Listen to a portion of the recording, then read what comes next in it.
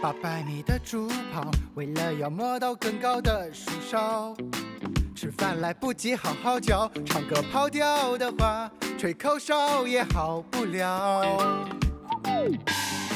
把尾巴翘老高，遇到了烦恼随手抛，黑历史早晚会变成笑料。就算内心再煎熬，外表也要桀骜。永远相信，无论何时，总会有路可逃。水深一角，就有时好汉一条。你要知道我很重要，战袍迎风飘，剑气里带刀，江湖里暗传我名号。打起架，缺了我你赢不了。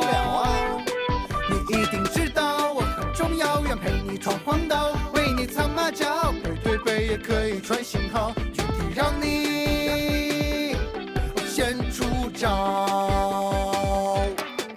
岁月燃烧，山水妖娆，当暮色到，当人变老，等细雨飘，在一起跳个水坑跺跺脚。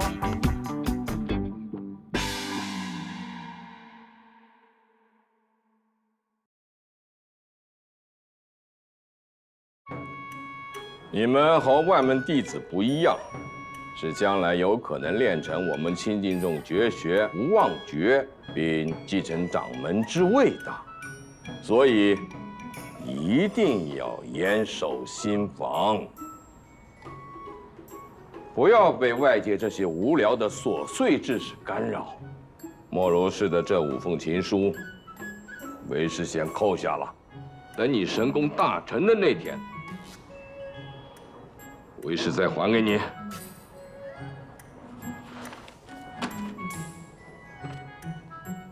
为师今天还要宣布一件事，你们7个人中的1个，今日将要离开内门，转去外门，因为无妄诀超过22岁便再无练成的可能。这个人就是弟子柳云霄，惭愧。临行前可有什么话要嘱咐你的师弟师妹的？有，这些话一定要让我说完。我自由了，你慢慢练，熬到我这个年纪就好了。练这无妄诀，严禁说谎，还要克制自己的情绪，忍得很辛苦吧？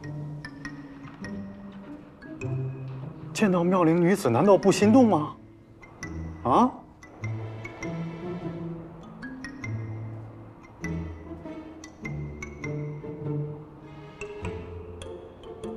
心动了吧？别练了，弃坑吧！你这姿势跟我一样水。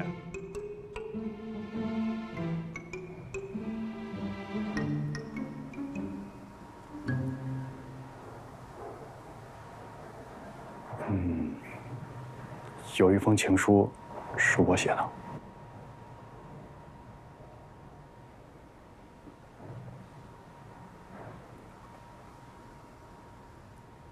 老头儿，没想到我要说这些吧？不要被他乱了心神，这是师兄对你们最后的考验。这是我憋了9年的肺腑之言。练这无妄诀的过程是违背人性的，即便练成了，还能做回正常人吗？好在这套心法也不是一无是处。为了不让亏欠和愤懑的情绪堆积，要时刻做到有恩必偿，有仇必报。这我还是很认同的。我现在说这些，就是有仇必报。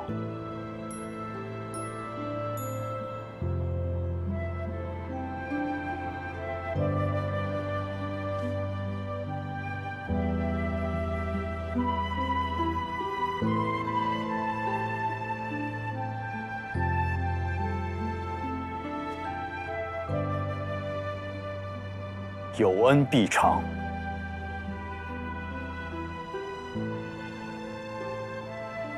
走吧。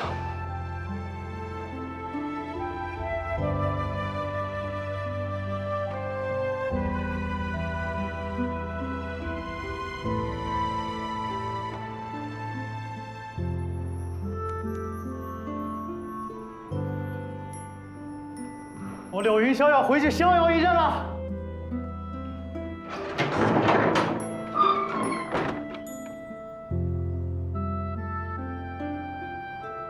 如是，不要动念。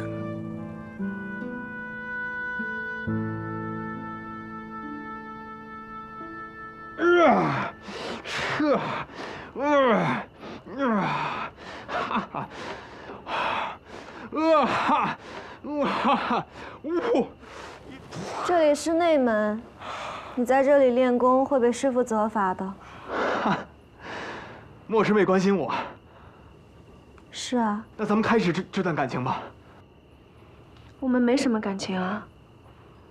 那你为什么还来赴约啊？我在情书里写的。我没看过情书。哈哈，那这更是缘分了。我来介绍我自己啊。我知道你是谁，你是外门的谢承欢。哈，你不仅关心我，还关注我。因为你太特别了。比如呢？行事特别高调，办事特别没谱，配件特别值钱，武功特别差。就没有什么优点吗？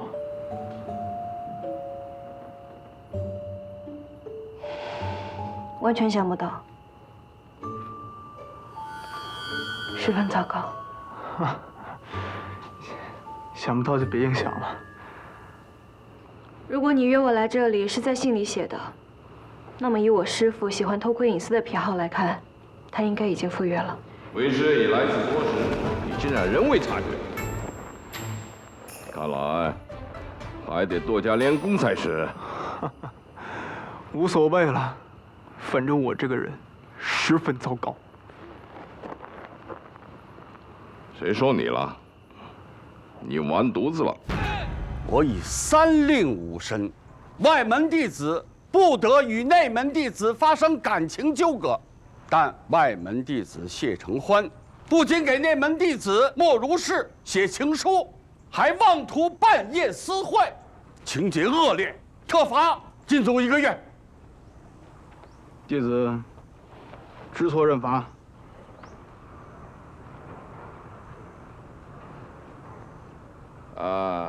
这一次内门弟子莫如是表现优异及时举报，为师甚是欣慰散会。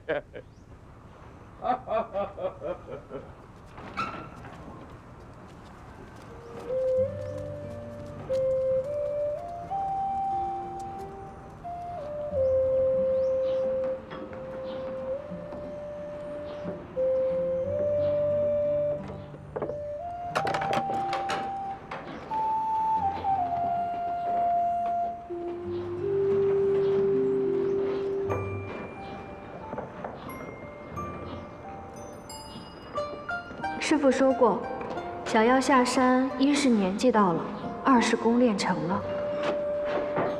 从那时起，山上再也没有人会打扰我练功了。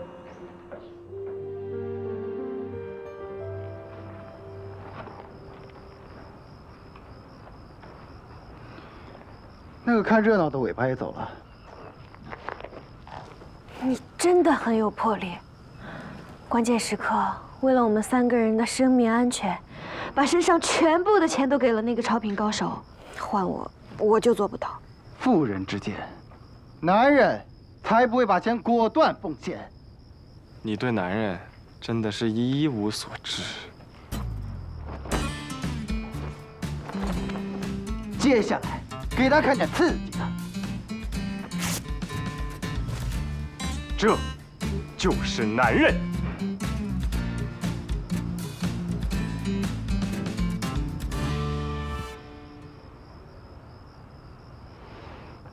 这10两银票对你有什么特殊意义吗10两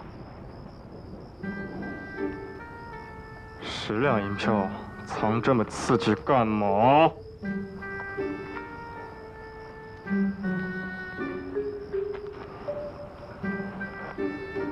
可我藏的是1010两啊。我的1000两呢？今晚可以住客栈吗？我的1000两呢？再忍100。现在其他3个城门盯梢的未必知道他们的大部队已经离开，在收到消息之前，只能在城里过夜，住客栈，没准还能碰到他们。我知道了。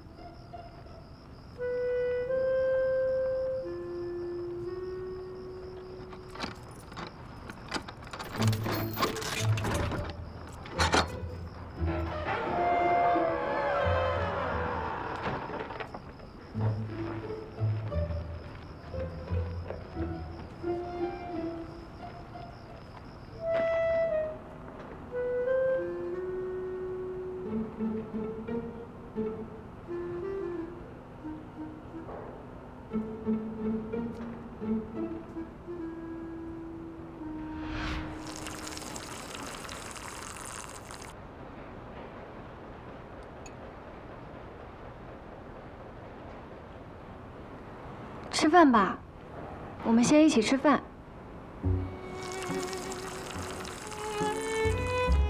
我原来通过一些通缉令赚了很多钱，但在过去1年逃亡的途中，有的眼睁睁看着被偷了，有的用来打发地痞流氓了。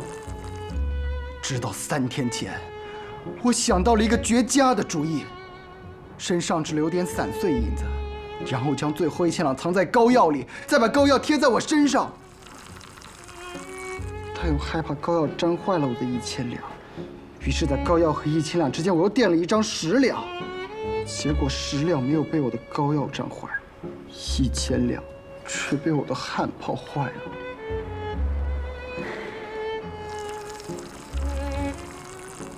失去武功，不仅令我丧失了赚钱能力，还丧失了基本劳动能力。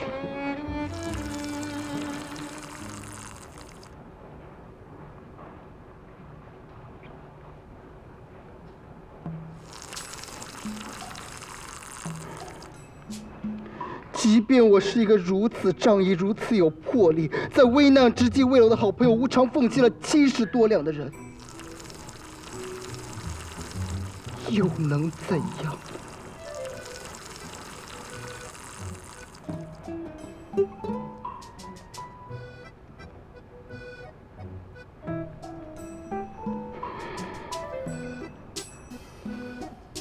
我的人生结束了。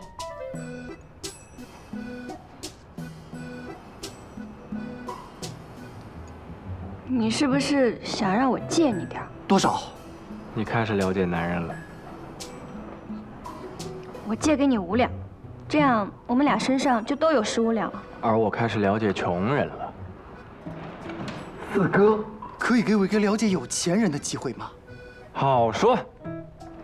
明天你们去帮我打听一下慕云城的情报机构在哪儿，然后跟我去提钱。我知道在哪儿，但是他们很贵，光定金就要50两，而一条完整的情报要150两。这么便宜？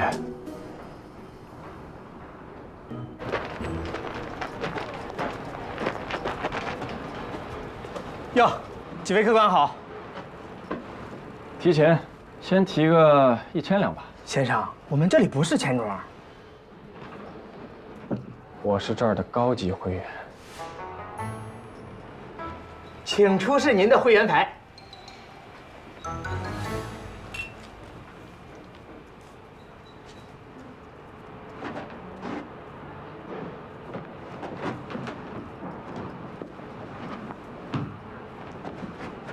我的玉牌不见了，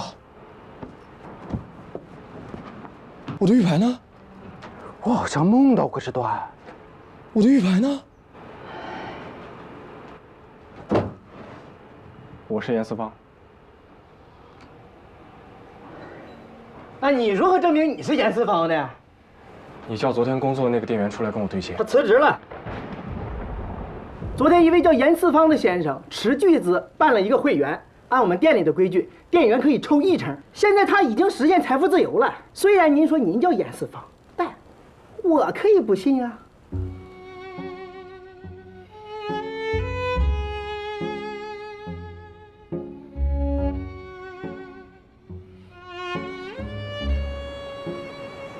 那我现在该如何证明我是我呢？您的玉牌。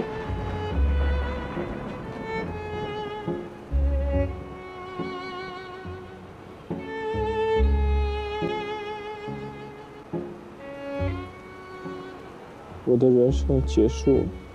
大哥，麻烦之前先多铺垫2句好吗？不然我们怎么同情你？不同情你，业务值怎么把钱借给你？我还有钱。四哥，您还有多少？这是昨天那个财富自由的店员为了讨好我，还给我的10两。想要了解穷人，就要先变成穷人。你做到了。季之舟跟他们好好商量，虽然我们没有50两，但我们要尝试分别用5两的银子和45两的诚意打动他。我凑30两的诚意就够。你还得留点钱吃饭啊！你能借5两给我吗？不能啊！我连5两的诚意都凑不到，又如何去凑45两的诚意呢？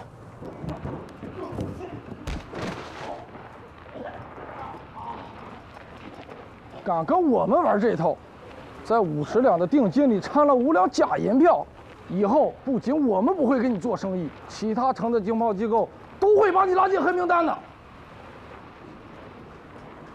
诚意果然很重要。他有45两也没有用，因为他少了5两的诚意在里面。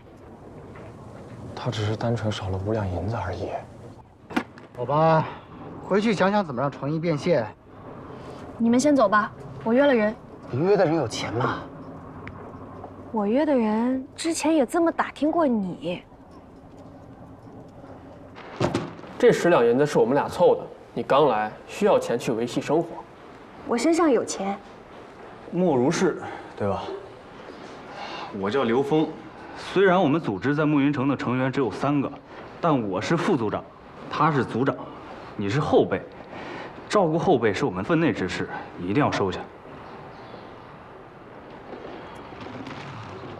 谢谢你们。凑齐50两后，先去老王面馆交上定金，让他们先查着。我可以直接让他查37道的总部在哪吗？可以，但这条情报他们要加1500万两。那要凑的诚意有点多。你先跟我们说一下你要查的是什么。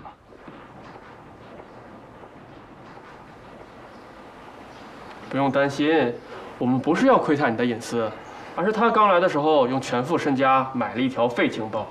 废情报的意思是，我以为我问的事情能和37道有关，而老王面馆给我的回答完美的回答了我的问题，但和37道无关。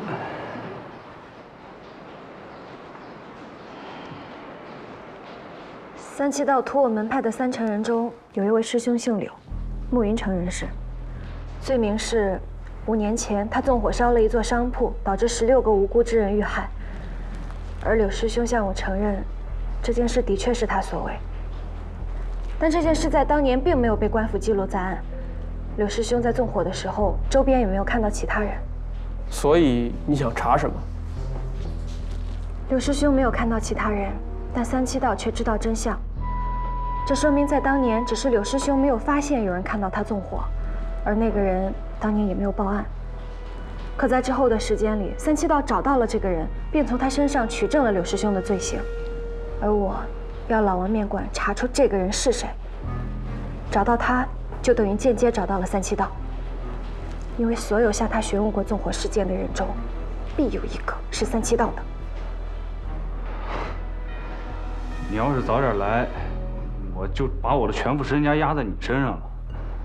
你的思路很清晰，但你要注意的是，我们虽然是复仇组织，但是要做的不是找一个三七道杀一个三七道，而是找出三七道的人后，从他身上问出三七道总部的位置，同时集结江湖上所有和我们一样的人或者门派，在时机成熟的时候一举剿灭三七道。明白。所以当前阶段，你的工作目标是找一个工作，以最快的速度透齐150两。你有什么特长？武功高强。你应该没到超品吧？正品中。我是重品上，月前3两。你月前2两，那你是正品中吗？我是超品下。你的月薪多少和你的武功几乎没关系。那些大家族里养的贴身侍卫和供奉，至少要超品中，甚至宗师。你再想想，你还会什么？我从小就在山上，除了武功，我什么也不会啊。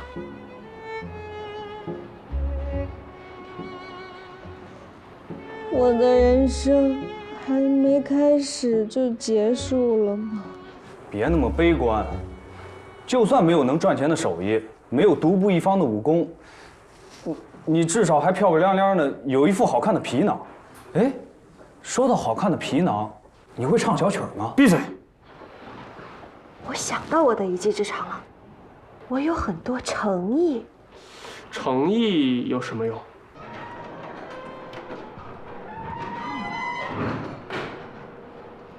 你想到把诚意变现的方法了吗？我准备好了。你以后不要在他面前胡说八道，他什么都信，什么都吸收。你约的人就没给你介绍过工作吗？我才知道，原来我武功这么差。现在我除了好看的皮囊，什么一技之长都没有，又哪来的工作呢？有一技之长也不见得是好事。追杀我的人就是想将我的一技之长据为己有。要不是怕暴露，重新引上麻烦，我早就出门赚钱了。谁还在这陪你们俩混吃等死？我的一技之长，又能赚钱又不怕麻烦，可惜被人废了。我开始了解男人了。明明我们一样的无能，可你们却偏偏要嘴硬，说自己原先怎么厉害，怎么精彩。怎么见了个朋友突然嚣张起来了？又好看的皮囊又看不起我们。我现在有30两了。吴姐，我有一个想法，现在我们3个都找不到工作，却还想在短期时间内获得150两。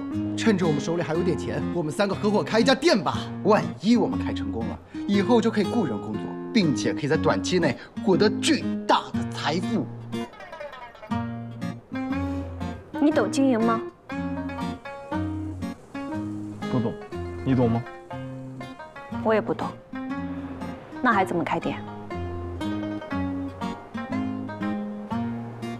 虽然没人问我，但我想说，我也不懂。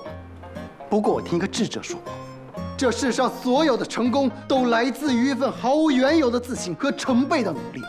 现在，成倍的努力交给你们，我来提供这份毫无缘由的自信。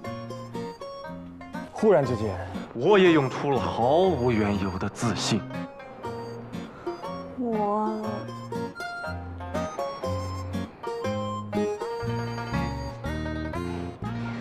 我涌不出。那你只能付出成倍的努力啦。可我们经营失败了怎么办？哪有不怕输的人，只有愿意赌的人。不去赌，怎知道人生是输是赢？好，可我们开什么店？在哪开？我们就租下陈南这间铺子，开一家杂货铺。据我昨天的了解，附近几条街区都没有杂货铺，唯一找到的一家东西死贵，还在城北。只要我们开店，价格优势、地段优势就都有了。听起来有模有样，但从你嘴里说出来，总感觉不靠谱。不自信，这是干苦力。自信还是有的。既然如此，大家就把都有的钱都掏出来吧。我这有10两，全部奉献，因为我是一个有魄力的人。我这有10两，全部奉献，因为我想成为和你一样的人。好吧，我这儿有30两，我也全部奉献。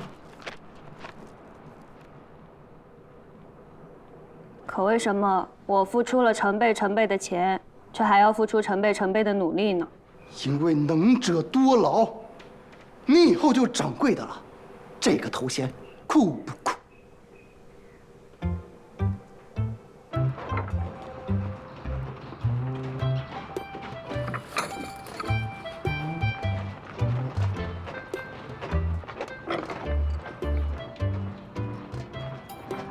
昨天晚上跟着我们的是你吧？好看。的皮囊，我知道。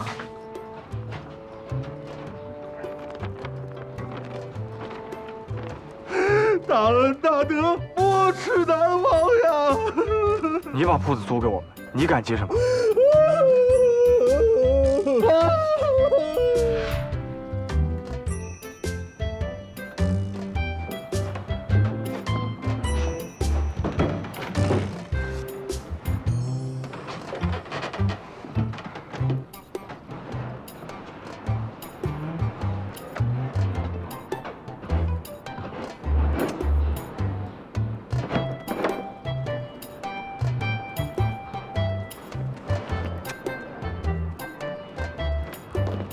齐，我们就是啧称奇，这对于一个即将开业的杂货铺是个好兆头。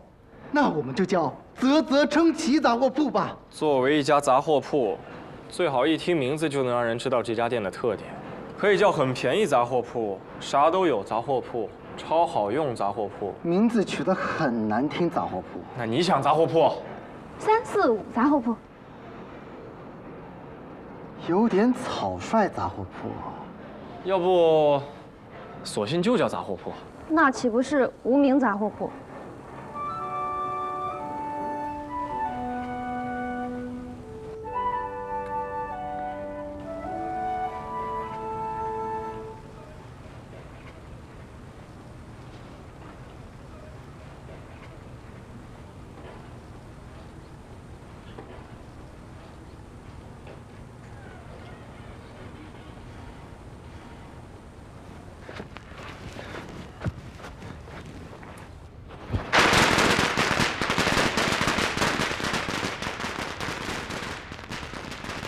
怎么这么多人来看我开业？会不会有抓我们的人？抓紧讲两句就结束吧。叫什么？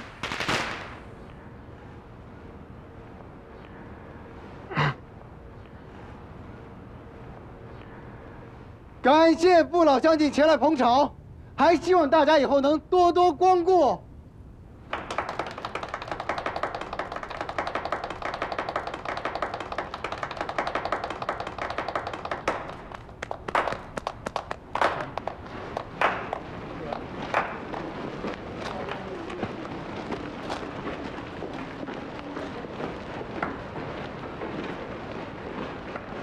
刚刚太诡异了，有可能是他们回去取钱，准备过来疯狂消费。来了。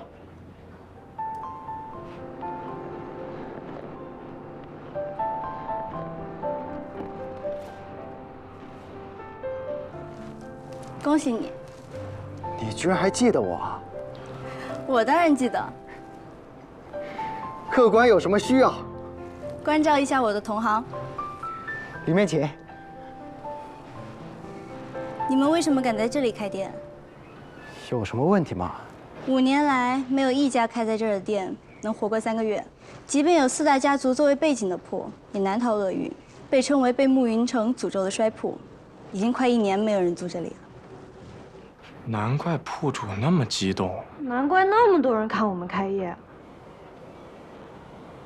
有没有可能是之前的店家都会做生意，所以才倒闭，而我们不会做生意，反而有可能扭转乾坤呢？你真有趣。真的吗？笑点在哪儿？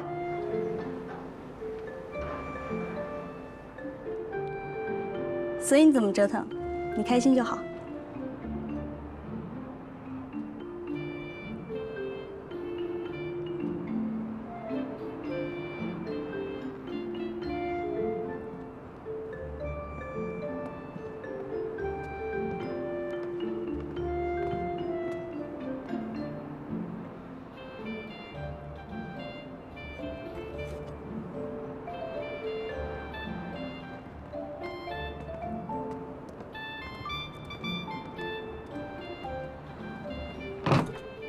这是我们店最贵的商品，1两5千。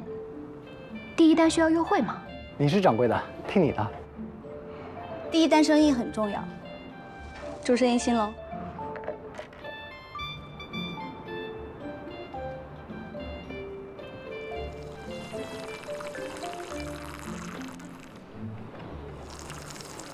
不会真的是家摔铺吧？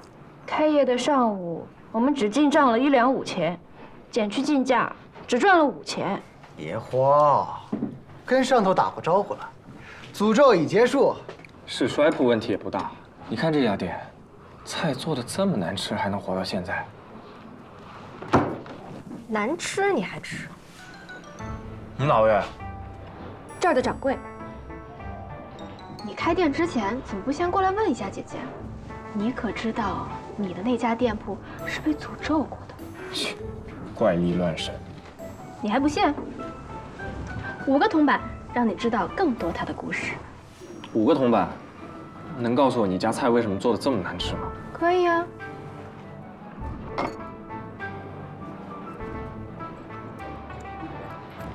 厨子手艺不好呗。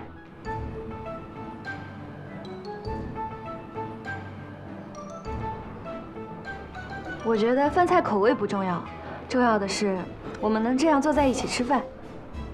你对一起吃饭这件事儿是不是有什么奇怪的执念啊？哪里奇怪了？奇怪的是你，你觉得奇怪是因为没有人情味儿。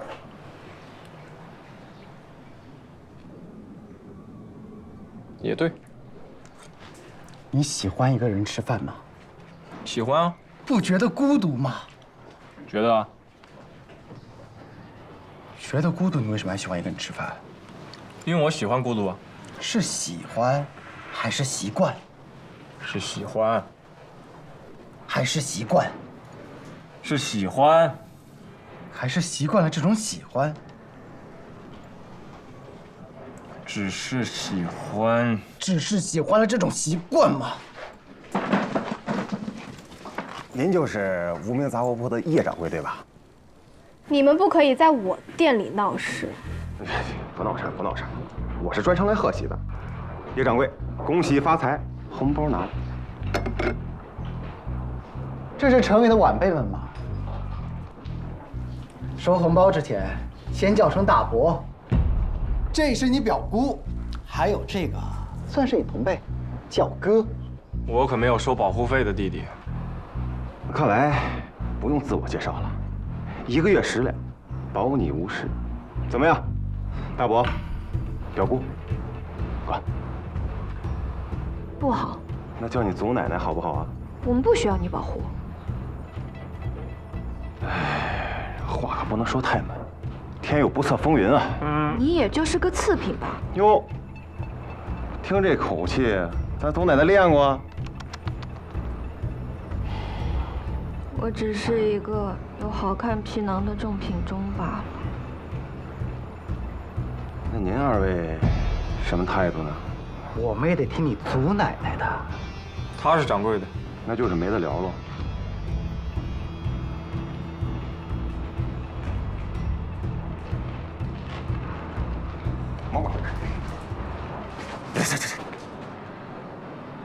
你们何必呢？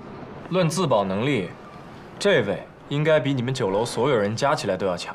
你都不怕他们，我们怕什么？不知道，可能是因为我交了保护费吧。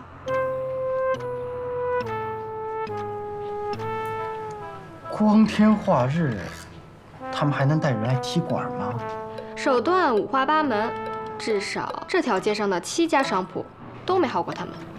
有没有可能是你们会做生意，所以耗不过去，而我们不会做生意，反而有可能扭转乾坤呢？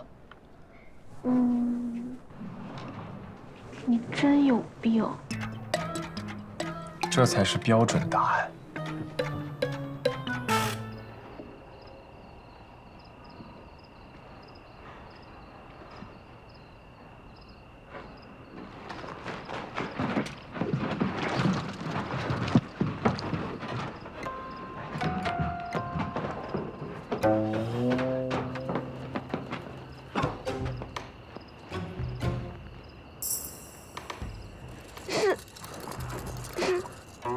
是。他要组织得有多少人啊？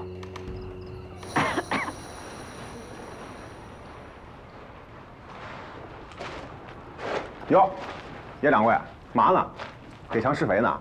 屎是你们泼的吧？啊？有人泼屎？真恶劣！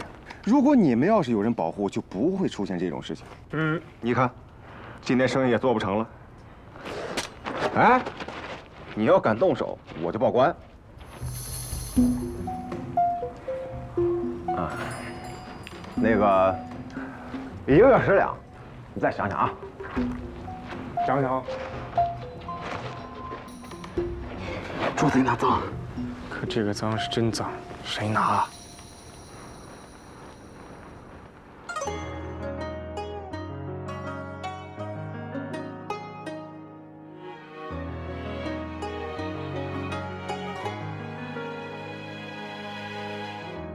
当蜻蜓悬停在窗旁，要到来的会是阴雨还是艳阳？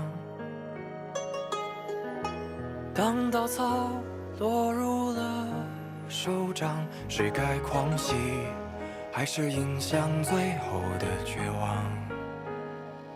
是谁先伸手抵住善良？不忍你对这世界太过失望，是谁用一枪支撑抵挡飞短流长？回家乡时已是暮色苍苍。若明白生会前会截然荒凉，会不会还有少年郎眸中带光，说要去闯荡？